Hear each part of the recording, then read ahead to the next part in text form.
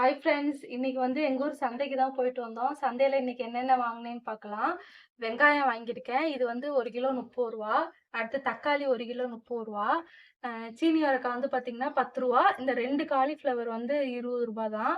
அ பீட்ரூட்டும் ரூ. 20 தான். இவ்ளோ பீட்ரூட்டும் ரூ. 20 தான்.